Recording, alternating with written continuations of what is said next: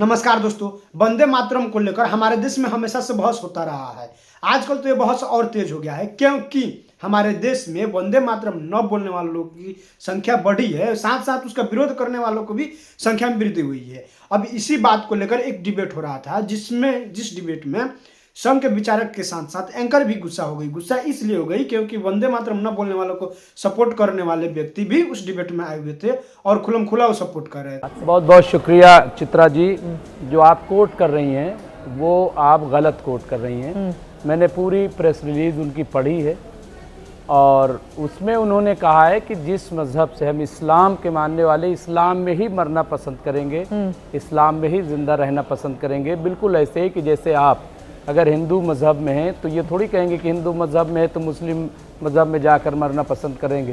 तो ये नहीं कहा कि ये कहने नहीं, वंदे मातरम बोलने के लिए कहा जा रहा है कि जाके मर जाओ। वंदे मातरम जो है, देखिए ऐसा है, ये क्यों आप हर जगह आ करके आप लोग रुक जाते हैं कि जय श्री राम कहेंगे तब आप देशभक्त हैं, भारत माता की जय। एक मिनट रुक जाइए ना कि भारत माता की जय कहेंगे। देखिए देश में दो तरह का दिमाग कम से कम संविधान को लेकर नहीं चलेगा। नहीं, दो तरह के दिमाग नहीं चल रहा है, लेकिन मैं ये कह रहा हूँ नहीं, क्या साबित करना चाहती हैं आप, पहले मैं बता दीजिए करना जरूरी है। मैं क्या साबित करना चाहती हैं? मातरम से क्या दिक्कत हो गई? ये बताइए, 150 साल हो गए, 150 साल में आपको ये लग गया, क्या दिक्कत हो गई? हम कह रहे हैं क्या नहीं कहा तो आपको क्या दिक्कत हो गई? उनके पैर की धूल भी नहीं होंगे, लेकिन बैठकर यहाँ पर अपने आप को तथाकथित नेता बनाने के लिए आ जाते हैं आप लोग। नहीं, हम कह रहे हैं दिक्कत हो गई। नहीं कहा तो आपको क्या दिक्कत हो गई? वंदे मातरम से आपको क्या दिक्कत हो गई?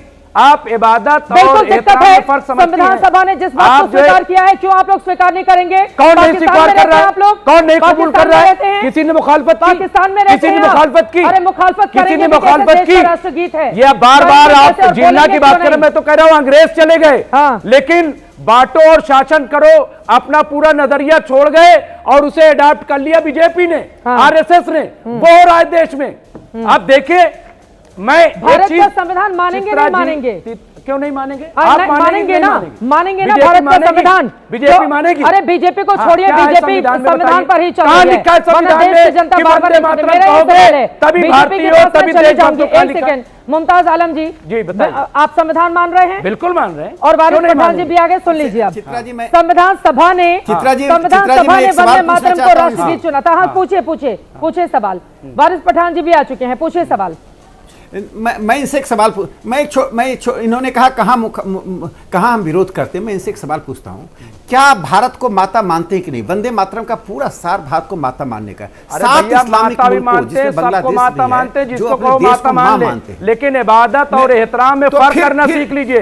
पढ़िए, इबादत और एहतराम में फर्क। हम अपनी माँ को भी एहतराम से देखते हैं, उनकी पूजा नहीं कर सकते, इबादत नहीं कर सकते। हम कुरान मजीद सुनिए, कुरान मजीद जो हमसे हमारा आपका मजहब बड़ा है, बताइए मुमताज आलम देश बड़ा है या मजहब बड़ा है? मैं यहाँ मस्जिद में ये क्या बात हुई?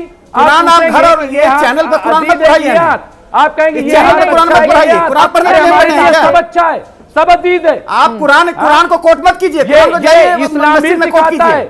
मैं जो सवाल पूछता हूँ सवाल का जवाब क्या बात कर रहे हैं? हमने इनको कहिए वीर अब्दुल हमीद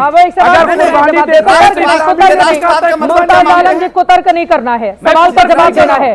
आप संविधान का मखौल उड़ाएंगे, आपको बर्दाश्त नहीं किया जाएगा। संविधान सभा ने राष्ट्रगीत चुना था, संविधान सभा ने चुना था, तब बीजेपी पैदा भी नहीं हुई थी। संविधान सभा ने चुना था इसको। आप लोग इस तरह का कुछ करने की अगरबत्ती से कौन पूजा करता है? तमाशा खड़ा कर दिया, ड्रामा कर रहे हैं। अरे ड्रामेबाजी आप कर रहे हैं, यहाँ पर बैठकर ड्रामेबाजी आप कर रहे हैं और आपकी ड्रामेबाजी को ठीक करना ही हमारा काम है। मुमताज आलम जी, ये गलत बात है, ये गलत बात है। देश सबसे पहले होता है, देश सबसे पहले होता है। मुमताज आलम, देश से प्यार कीजिए, देश से प्यार कीजिए, देश से प्यार कीजिए।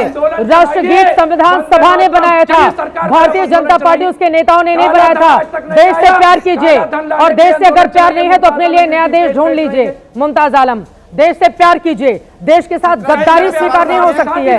देश से प्यार करना सीखिए, देश से प्यार करना सीखिए। बिल्कुल, जल्दी से उसके बाद हमारे पास जाऊंगी।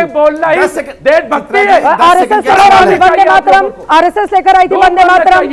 हाँ, बोलिए। डूब मरना चाहिए आप लोगों को। एक सेकंड, अब चुप हो जाइए। 10 डूब सेकंड कर मरिए आप। देश का जो गद्दार होगा डूब कर मरे वो, ठीक है ना। यहाँ पर इस तरह की भाषा नहीं, इस तरह की भाषा नहीं, ये जंगली भाषा यहाँ पर नहीं, ये जंगली भाषा यहाँ पर नहीं, बिल्कुल राष्ट्रवादी नहीं है। एक सेकंड, बाकी लोगों को बोलने दीजिए। राकेश सिन्हा जी, फिर के शर्मा जी, वारिस पठान जी के पास जाना है। बोलिए राकेश। 10 सेकंड एक सवाल है, राकेश सिन्हा जी बोलिए। एक सवाल है, बोलिए। एक पंक्ति।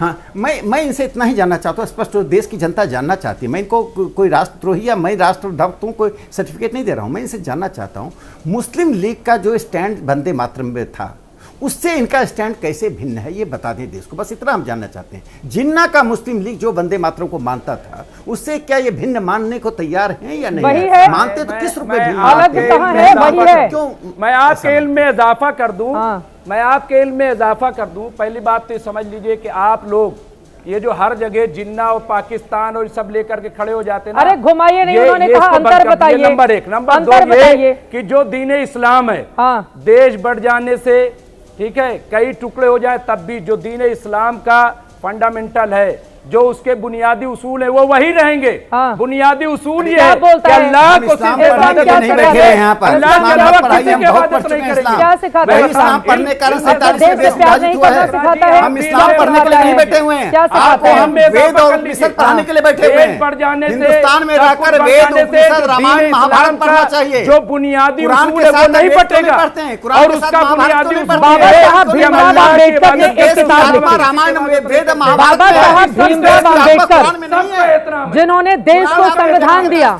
एक सेकेंड, जिन्होंने देश को संविधान दिया, बाबा साहब अम्बेडकर, जिनके संविधान को बचाने की दुहाई तथा कथित ये लोग देते रहते, मुमताज आलम जैसे, उनकी ओर से अपनी किताब में क्या लिखा गया था? सबको हटाइए, मेरी बात सुनेंगे सब लोग, मेरी बात सुनेंगे। एक सेकंड शांत रहिए, आवाज धीमे, एक सेकंड।